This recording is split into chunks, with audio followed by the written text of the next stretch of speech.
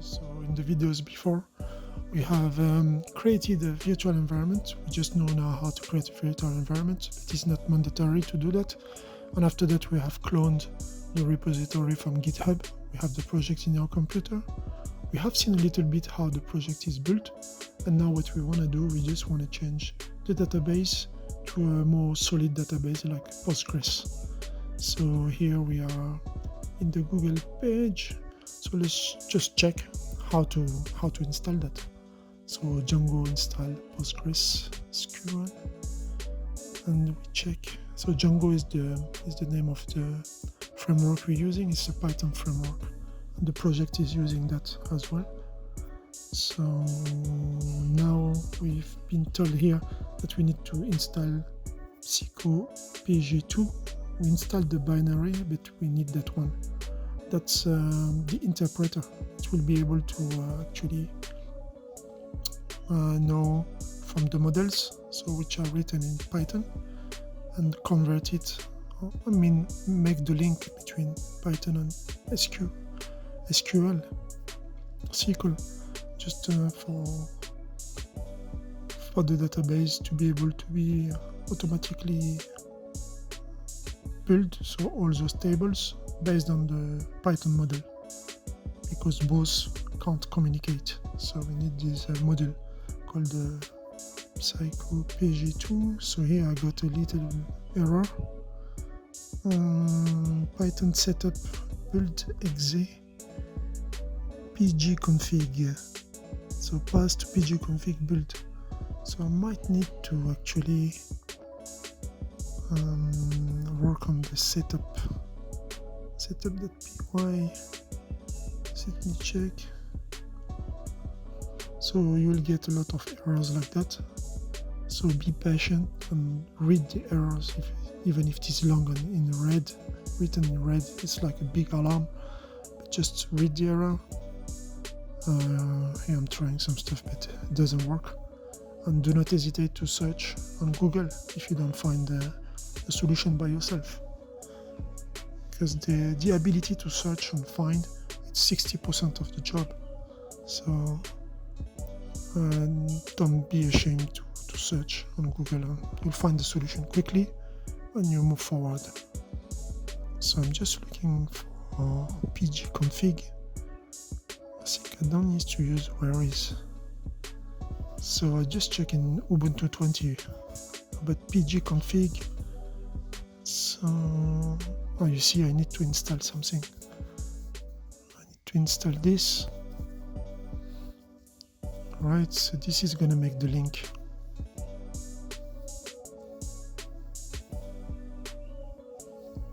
Here we are. It takes a bit of time. So just let me delete this and explain very quickly.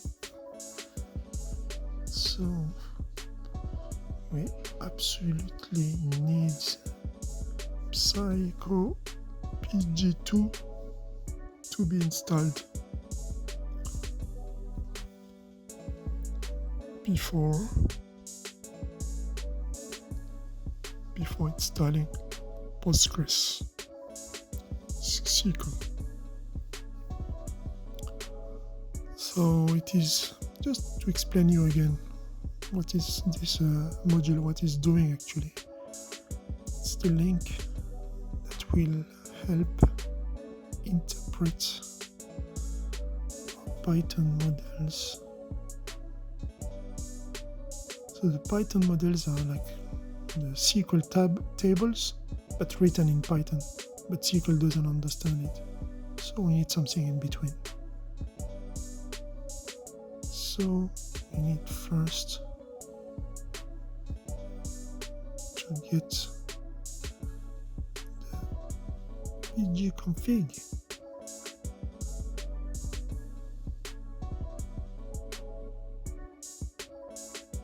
So that's what I did just before.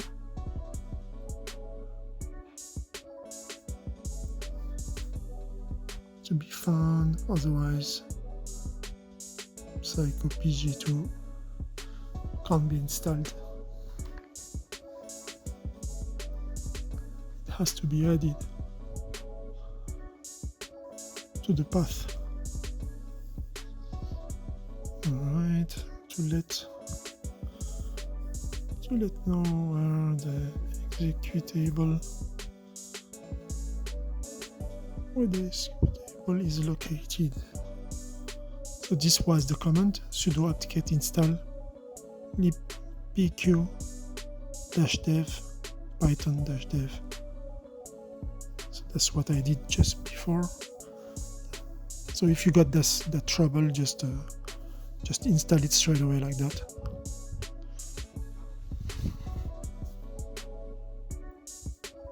That's the one.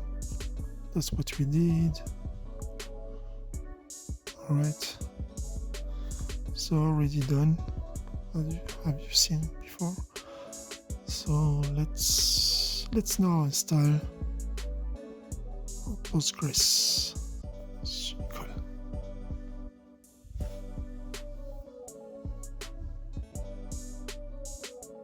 So I'm writing PostgresQL, but we need to finish the installation of pseudo-pg2.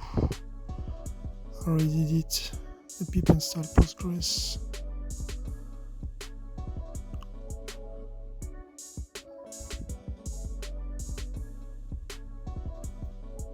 But there are some extra settings to do. Oh yeah, yes. So in the Django project, there's a file called setting.py that we need to customize a bit. Just to tell that the database has changed. So we're gonna run this one first. Pip install pseudo-pg2 just to finish with this story. And after we're gonna jump into the PostgresQL modification, the replacement of the database. So you see now it knows where to look for it. The wheel is building and setup.py. That was the link that we needed to do before. So while it's installing, just let me check that. That's what we need to fill. Alright, we just copy it. We're gonna open our setting.py. Let's go down there where we find the database. So where's the database? I think I just passed it. It's just a little bit above. Here. It's here. So we have environment variables. That was the SQL. So it's not using SQLite3. It's actually using the... Let me just put it here.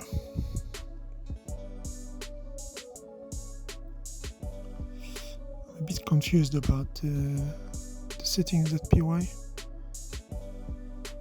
So there are some environment variables: database name, user, password, host. So I'm gonna try to set it as an environment variable.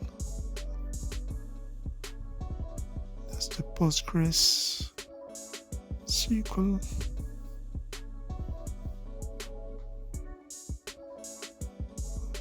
Right. Database.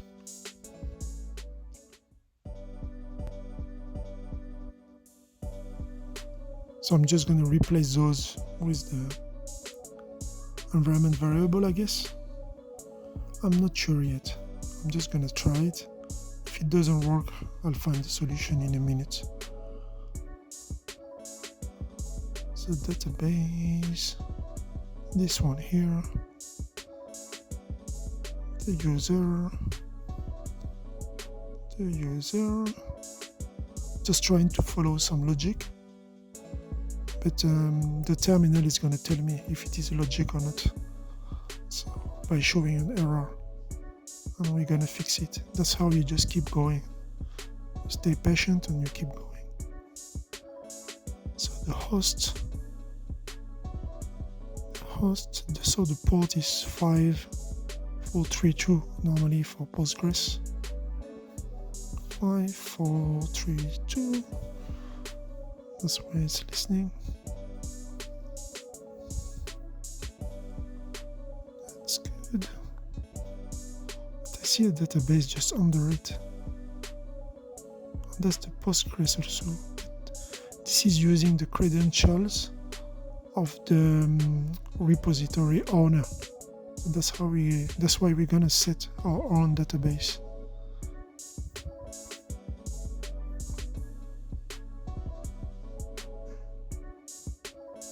So you don't want your data to go in the tables of someone else. On Amazon apparently here.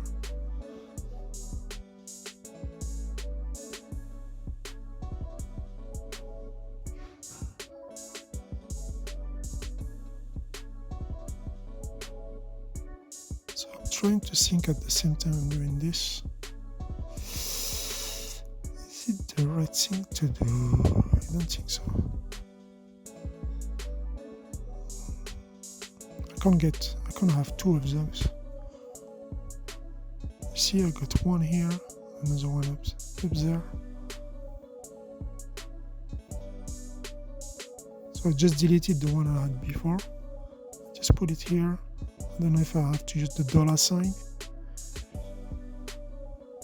Let's check. I'm not calling into the console yet. I'm not trying it. I'm just trying to understand why there were another one here.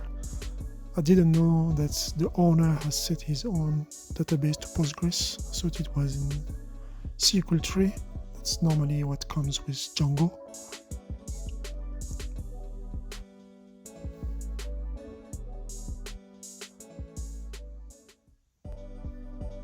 Okay. So now, should we export those variables? And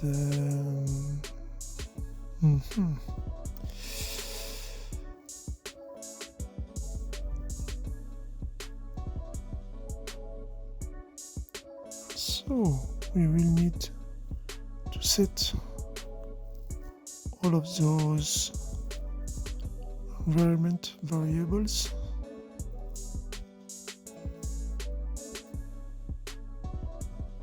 You see those ones here: database name, database user, database password, database host, and so on.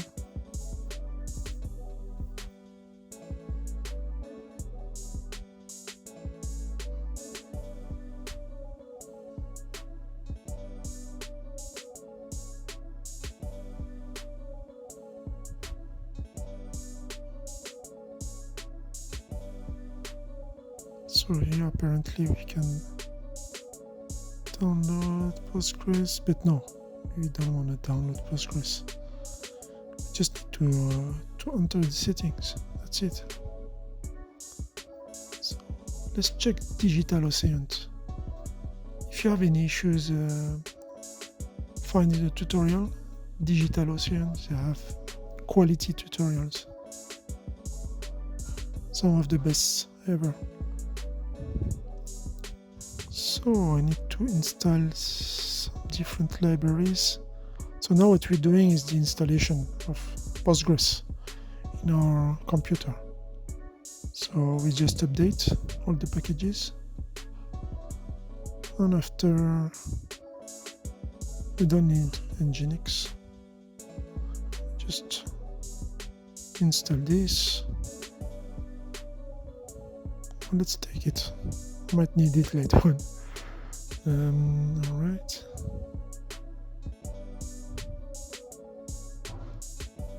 That's good.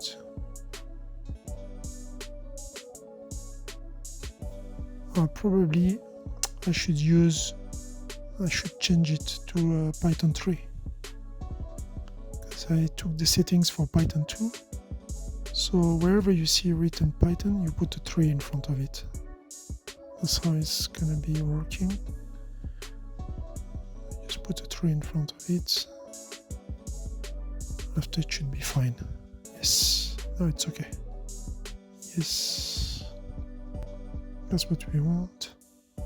You see, This Python 2, Python 3 is just under. So now we create, just gonna enter into the Postgres to create our user in our database. So what is telling me? Oh yeah, we need to finish the settings in settings.py.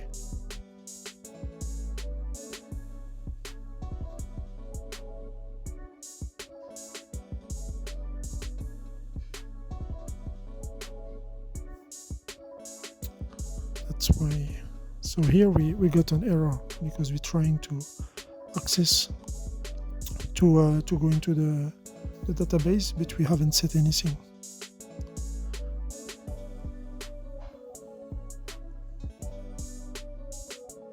So the server is not running at all. So we need the server to be running. Is the server running locally and accepting? So you can search here the error. That's what the error says. So we can verify using this command if the server is running. You see the server is not running. So ps ef and you grep Postgres, you try to find Postgres.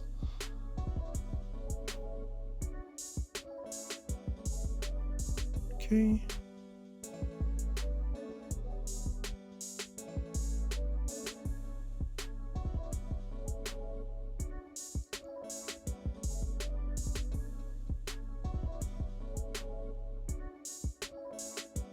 That's the step 2.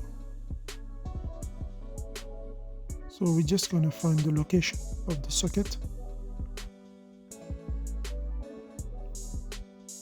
So you see the error is telling us that it doesn't find where the socket is.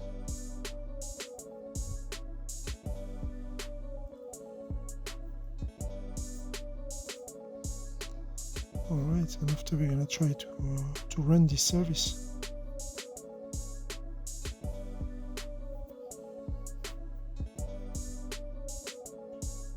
Run Postgres SQL on Ubuntu. So the first link is an add.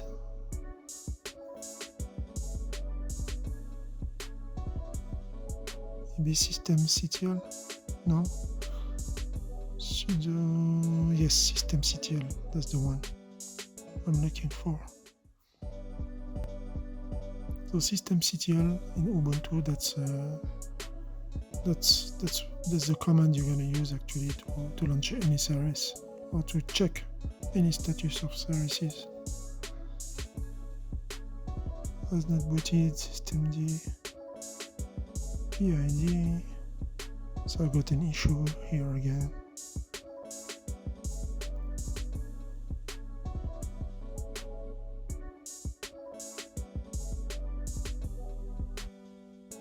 So actually I'm using a Windows computer, but I'm using a WSL to get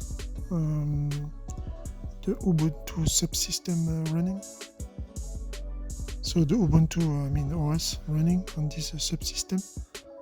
So it's a bit tricky.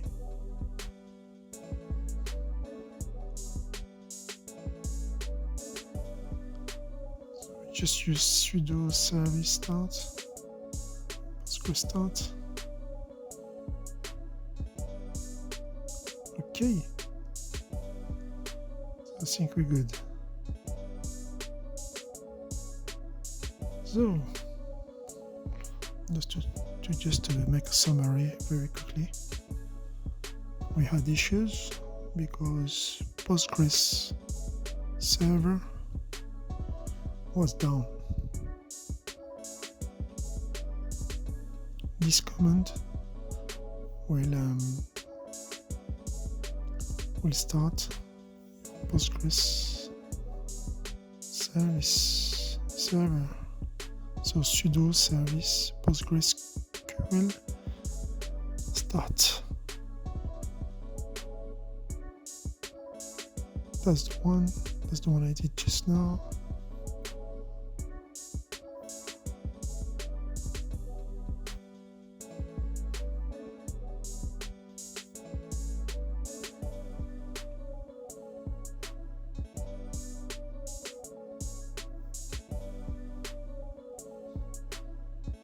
Okay, so this command will help you to find Postgres. Okay. So this command here, ps space -ef, and after you just grep Postgres. So you tell the computer to try to find it. In Windows, I think grep is like finds str. But here we use Ubuntu. So after it gives you all the locations where you can find it. So now it is running. So we get this kind of output when it's running. Okay. Now let's start the configuration of our database, of our server.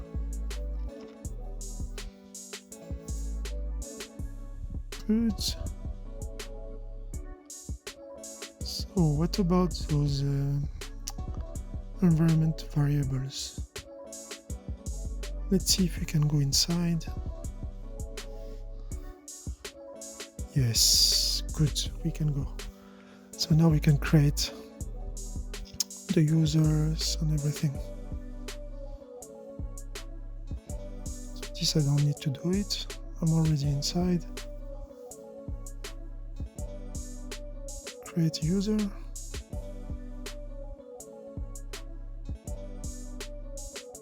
Now I'm looking for the SQL commands. That's the one. I want to create a database. So create database. Let's give it a name. And how I'm gonna call it? School. Just make it super easy. So school. Next, I'm going to create a user. Let's create a user.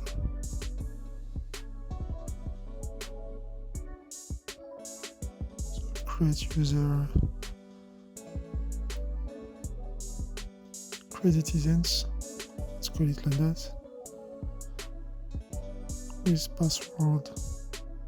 So we won't forget it, right? Because the creditizens are our NFTs, the ones we created. Alright. Just make sure you remember all the different names you give into your database and users. So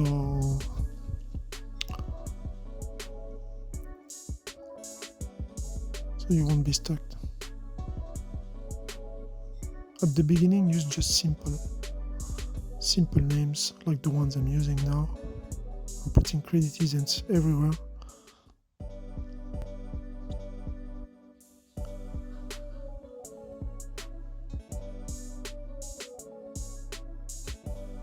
So I'm creating a database. I created the role. So the role, the user and the password. I have to do some different settings, extra settings, the encoding, also all the formatting.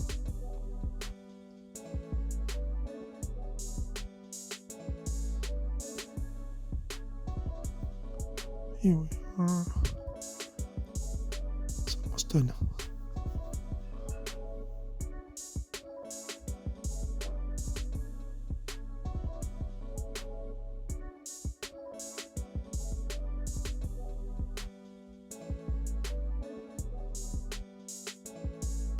Right.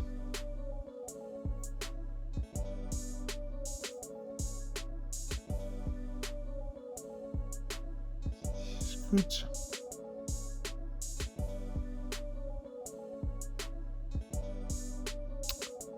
I need to do it again, it didn't work.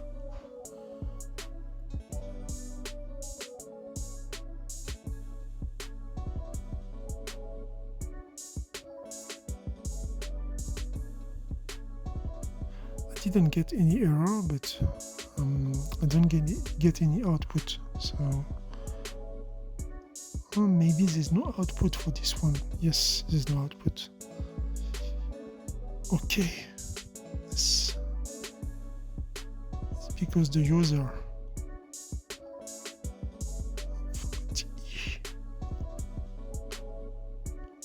just let me do it again. You see, I misspelled the username. So those, now I'm going to grant all privileges to the user Creditizens on the database school.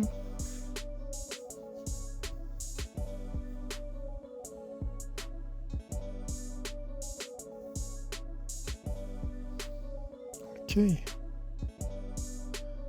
So now we can quit this configuration page. Let's quit.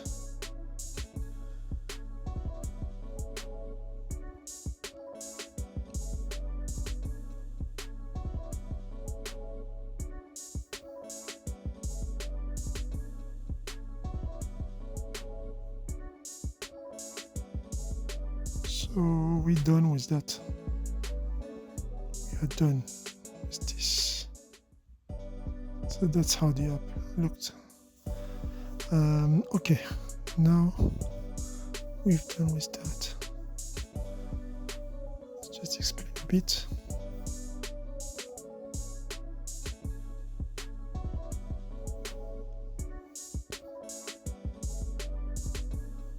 So let's now set those environment variables so that we can so now we created the database already. We just need Django to be connected to it. So we're going to give to Django the different credentials to be able to connect to it.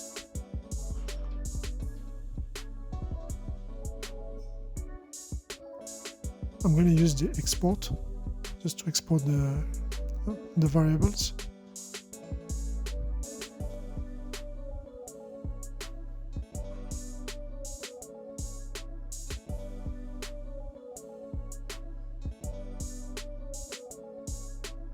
So let's do them one by one. So export database name. I'm just going to format it from here. And after put it into the terminal straight away, one by one, very quickly. That's the password. The other one,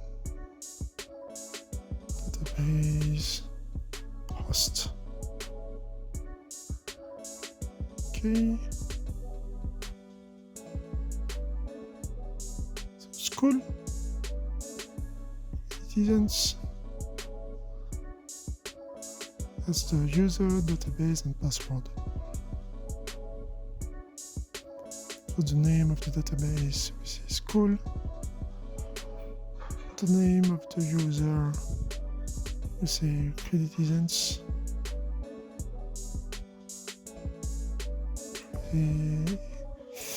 I always misspell this one.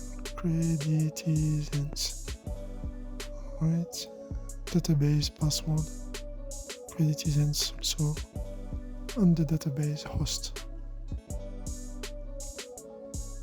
which is just put localhost, maybe. I don't know. Should we put? I need to add it maybe here. You see the allowed hosts. That's all the allowed hosts. You can get rid of them and just leave localhost and 127.0.0.1 because all of the other ones are the ones from the owner of the repository. So just put localhost so we can run it in our computer.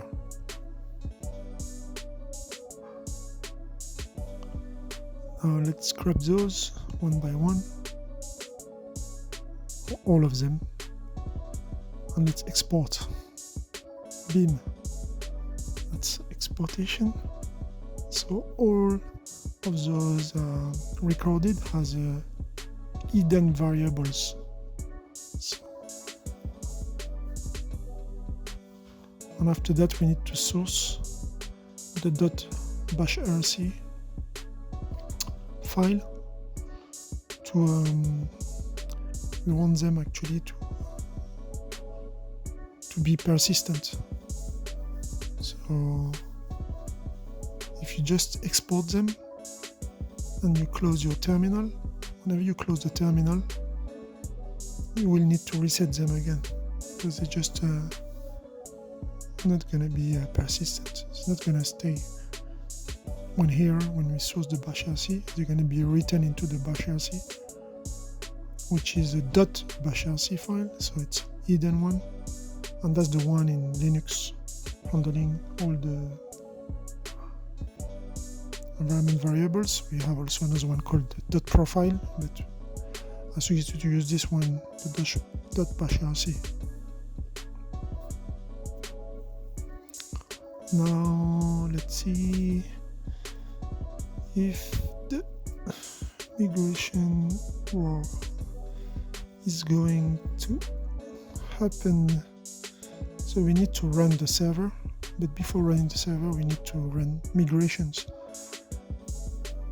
So the command is, there's two commands actually, Python 3 manage.py make migrations and Python 3 manage.py migrate. For the moment I'm not still sure about those environment variables, so you need to try and see if it works or not, and you're gonna read the error if there's an error, or you search it, or you already know how to handle it, because the way I set the environment variables into the setting.py file, I'm not sure it's okay. You see here it doesn't work. What does it say? Here, check ecosystem history from database default. So you see the database host, address, name, or server unknown. So it doesn't know about the database host that I did put. Maybe I omitted to put it on the top there. I'm not sure. Let's just write it down like that. Get rid of the $signs. So I wasn't sure about the how to write them.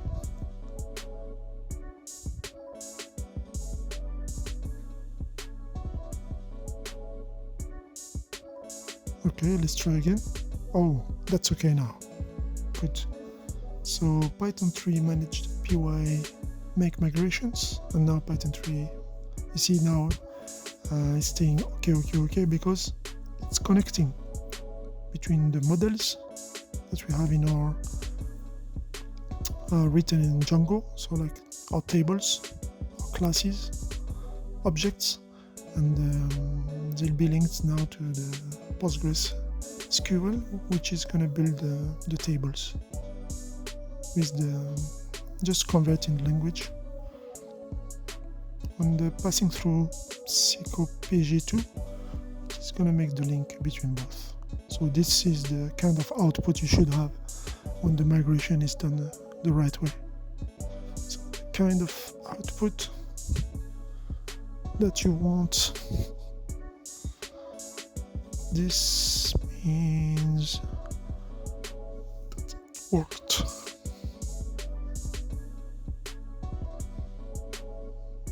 You now have a PostgreSQL database. Good, that's what we want. That's a real database. Let's run the server to see if the site is still okay. So we're just gonna try to run this and see. So we might have lost actually all the data that we had before, because the owner of the repository had those data in his AWS, in his Amazon Postgres, and we just swapped it for our own So only it's empty. We know there's nothing in. It's a pretty new one. So just let me try here to log in. Normally I won't be able to log in because all those data are lost. I need to recreate a super user to be able to log in as an admin. You see, that was the same credential I put before. It doesn't work. Let's try C. I think I did C and Creditizens in the video before. Yeah, even this one is dead. Alright, so let's try and see if we can connect here as an admin. So on the site we couldn't, and here what was the password? This one maybe? Yes. No, we need to recreate the, I believe. Just let's try let's try with C. Creditizens.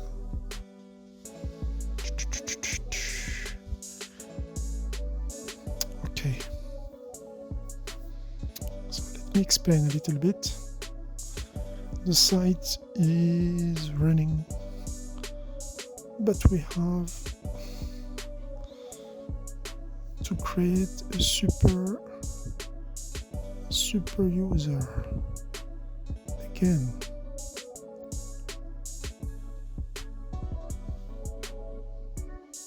So let's go and create the super user. The super user is an admin. So Python 3 manage.py create super user. That's what we're gonna use as a command. So you see down there, Python 3 manage.py create super user. So we're gonna just call it Creditizens. Alright, let's put it creditizens@gmail. Yes, the password.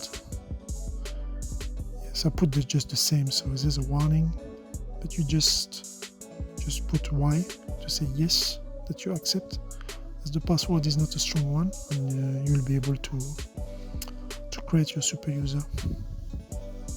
So because we changed our database, it has let's see it like that. We have to reset a super user. Python, just to show the command, Python 3 manage.py create super user.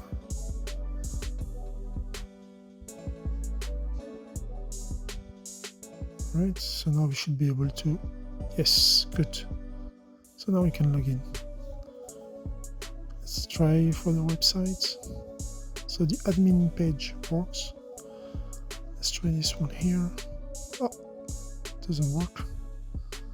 What's happened? It works. I'm already logged in. Okay, so it's empty. It's not much data. But we can add user, student, just to test if it works. Student, give him a password, very easy one. So here you get the rules of the password. It has to be okay, this is done. First name,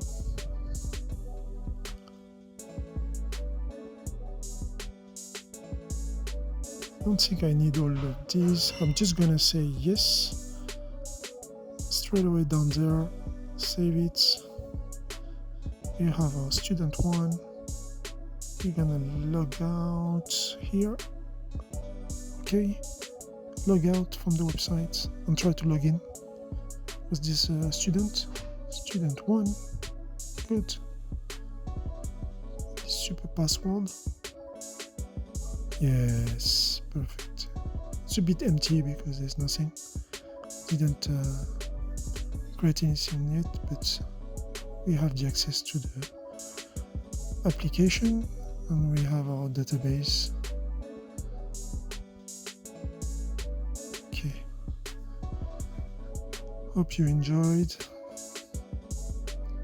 this part. So what I suggest you to do from now on is maybe to get a repository of someone who is in the open source world. So we're keen to share it with everyone, and after you just maybe study the architecture of it, you customize it a bit, play with the statics, and follow the documentation of the framework that is used, if it is Node.js or if it is Django, if it is whatever. And